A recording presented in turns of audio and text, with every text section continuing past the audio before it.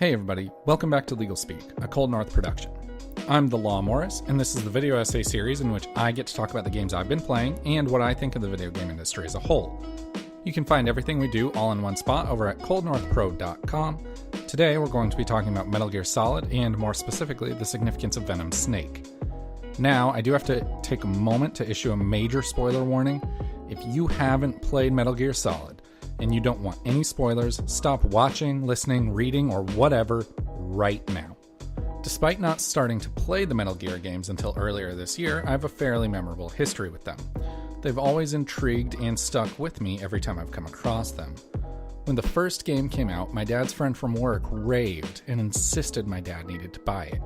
When the second game came out, my friend, who was about 4 years older than me and much more ready for a more mature game like Metal Gear, played through it and was eventually offered 50 cents when trying to resell it because the store had so many copies they needed to sell. When I bought my PSP, my friend James Hamilton loaned me Metal Gear Acid, and I had no clue what was going on. When I bought a PS3, a friend of mine bought Solid 4 and would sit in my parents' basement playing it even when I wasn't there. Over the years, Kojima's flagship series and I have crossed paths many times. And I even bought copies of many games with the intention of playing them, but I was always a bit intimidated and unsure of where to jump in. Choosing the games from the series to play, and the order in which to play them, is one of the most important aspects of how one can experience the Metal Gear Solid series. I personally chose to play only official canon games, as mentioned by Kojima himself. If the game doesn't say a Hideo Kojima game at the start, then it's non-canon. After choosing to play only canon games, I was left to choose what order to play them in. The obvious choice is order of release, to experience the story in the same order that everyone who played them as they came out did. But I chose to play the games in the order of the story. So I played Solid 3 Snake Eater, Peace Walker, Ground Zeroes, which from here forward I will lump into Phantom Pain because that's the way it should have happened anyway, Solid 5 The Phantom Pain, Solid 1 The Twin Snakes, Solid 2, Sons of Liberty, and Solid 4, Guns of the Patriots.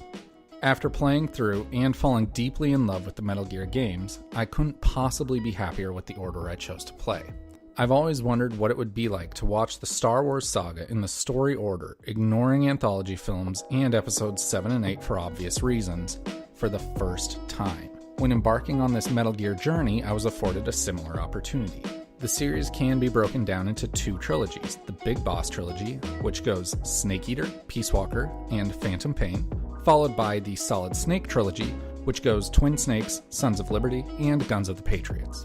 Playing the games this way left me completely in the dark to who Big Boss was, and why he was so important.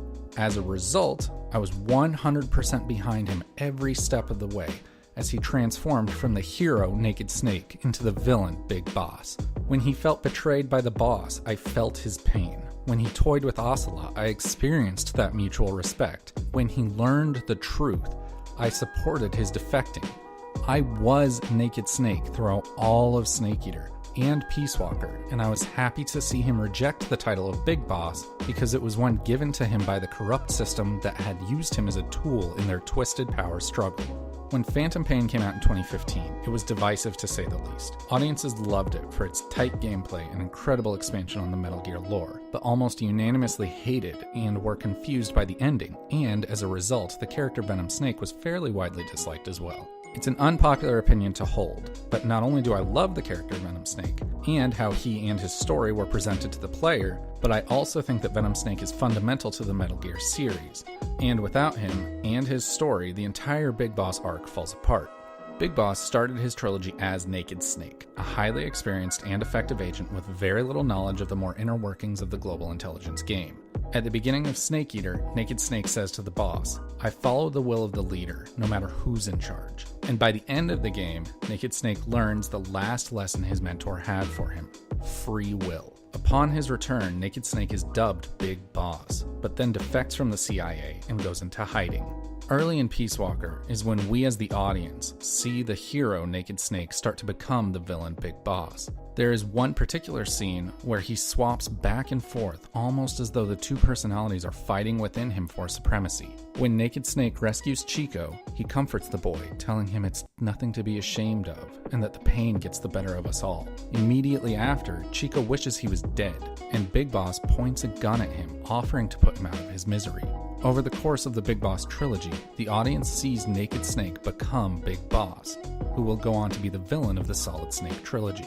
The transformation is subtle and well executed, and takes place over the course of 3 games and almost 2 decades, but it couldn't have been complete without Venom Snake. Venom Snake starts his story as an insignificant medic on Mother Base who happens to be on the helicopter Big Boss is on when Paz explodes during the raid at the end of Ground Zeroes. Out of dedication and loyalty to Big Boss's cause, the medic throws himself between Big Boss and the explosion. He actively demonstrates that he's instinctually willing to give his own life to save Big Boss. How Big Boss reacts to this act of pure, unadulterated loyalty is what solidifies his succumbing to the game and becoming the exact type of warlord whose actions caused him to defect at the end of Snake Eater.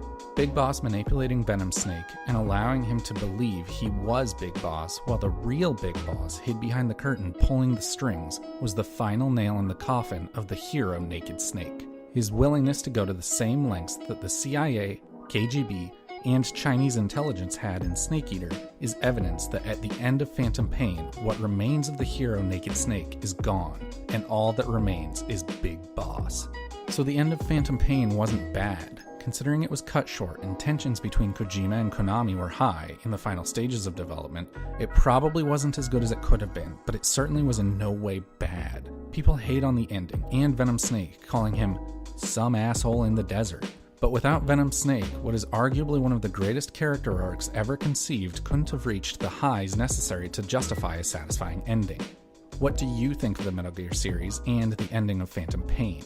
Let me know in the comments down below.